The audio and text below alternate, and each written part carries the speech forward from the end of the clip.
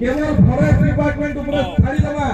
सरकारी व्यवस्था के छाड़ी दबा आ आमे समस्त मिसी करी जदी प्रकृति के रक्षा नि करमा गछ नि जगामा ताहले हमर छुआ मान के घरु बाहरले गुटे की सब बेले भूलुतले ऑक्सीजन सिलेंडर गुटे देई करी एंदा नाके लगै दिवे भल पवन टिके नबार लागि आ भूलुतमा भल पवन भी हमके मिली नहीं पारे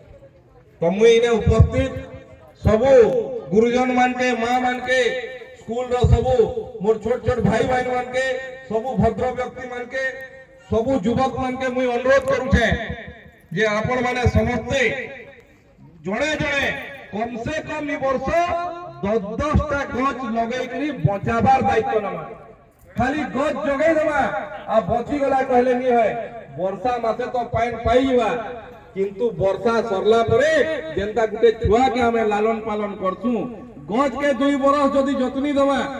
2 बरस नु 3 बरस हेले से गछ आपे आपे बढ़वा आ से गछ हमके एतकी देबा जे हमें जीवन थी केभे जेंता पाई नि पारे आज जेन गछ माने देखु छु हमर किए गुटे पूर्व पुरुष जगै दिथला ककरे आज हमें पाउ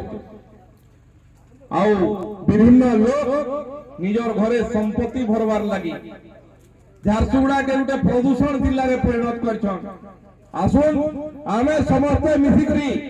इटा के गुटे जन आंदोलन करके झारसुगुड़ा के परिवर्तन करवा